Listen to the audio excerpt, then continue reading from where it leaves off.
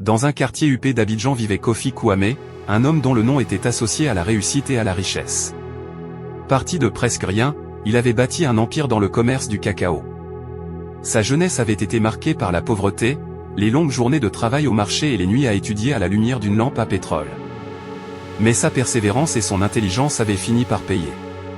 À 50 ans, il possédait des villas, des voitures de luxe et une entreprise florissante. Il avait épousé Hawa, une femme belle et élégante, qui avait su s'adapter parfaitement à ce monde de luxe. Ensemble, ils avaient eu 3 filles, Aminata, l'aînée ambitieuse et raffinée, Safia, la cadette au goût prononcé pour la mode et les soirées mondaines, et enfin Fanta, la benjamine, rêveuse mais attachée à son confort. À l'extérieur, la famille paraissait soudée et heureuse. Mais au fond de lui, Kofi était habité par un doute, les gens autour de lui l'aimaient-ils vraiment pour l'homme qu'il était, ou pour ce qu'il possédait? Il savait que sa femme aimait le luxe, mais il se demandait si, en cas de malheur, elle serait prête à tout quitter pour rester à ses côtés. Quant à ses filles, elles avaient grandi dans l'abondance. Savaient-elles seulement ce qu'était la loyauté et le sacrifice? Un jour, Kofi décida de mettre tout le monde à l'épreuve. Il mit en place un plan minutieux, annonçait qu'il avait tout perdu et observait les réactions. Le matin choisi, il revint à la maison avec un air sombre, vêtu simplement, comme un homme qui vient de recevoir une terrible nouvelle. Il expliqua que ses affaires s'étaient effondrées, que les créanciers avaient tout saisi, la villa, les voitures, les comptes.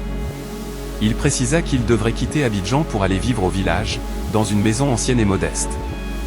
À partir de ce jour-là, il observa en silence. Sa femme, Hawa, ne parla pas beaucoup, mais il la vit passer des heures au téléphone, et le lendemain, elle commença à ranger ses affaires. Elle prit seulement ses vêtements les plus chers, ses bijoux et ses sacs de créateur. Elle évita de croiser le regard de son mari et, quelques jours plus tard, elle partit s'installer chez une amie, prétextant qu'elle ne supportait pas les tensions de la maison. Les réactions de ses filles furent tout aussi révélatrices. Aminata, l'aînée, expliqua qu'elle devait se concentrer sur sa carrière à l'étranger et partit précipitamment pour rejoindre son fiancé en Europe, abandonnant la maison sans un mot de soutien à son père. Safia, la cadette, trouva un prétexte pour se loger chez des amis et continua à mener sa vie mondaine, refusant de quitter la ville pour aller s'enterrer au village. Quant à Fanta, la benjamine, elle resta quelques jours, mais on sentait son impatience. Finalement, elle déclara qu'elle voulait continuer ses études en ville et partit vivre chez une tante. En moins d'une semaine, la grande maison de Kofi, autrefois pleine de vie, devint silencieuse et vide. L'homme qui avait tout donné à sa famille se retrouva seul, sans un mot de réconfort de celle qu'il aimait le plus. 3 semaines passèrent ainsi. Puis, un matin, la rumeur se répandit qu'un gigantesque contrat venait de relancer les affaires de Kofi, et qu'il était désormais encore plus riche qu'avant. La nouvelle parvint rapidement à sa femme et à ses filles. Une à une, elles revinrent vers lui, chacune avec un sourire forcé, parlant de malentendus, de fatigue, de stress. Elles semblaient vouloir effacer les jours de silence et de distance. Mais Kofi avait déjà pris sa décision. Le jour où elles revinrent, elles trouvèrent dans le salon une autre femme, simple et modeste, assise dignement. C'était Mariam, une amie d'enfance qui avait partagé avec lui ses années les plus difficiles, celle qu'il avait soutenue quand il n'avait rien, qui avait cru en lui quand personne n'y croyait.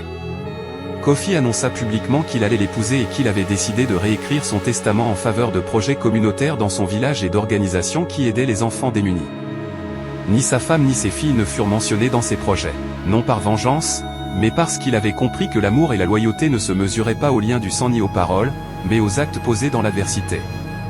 Ainsi, l'homme qui avait voulu tester la sincérité de sa famille avait découvert une vérité amère, les richesses attirent les sourires, mais ce n'est que dans la pauvreté que l'on reconnaît les véritables cœurs fidèles.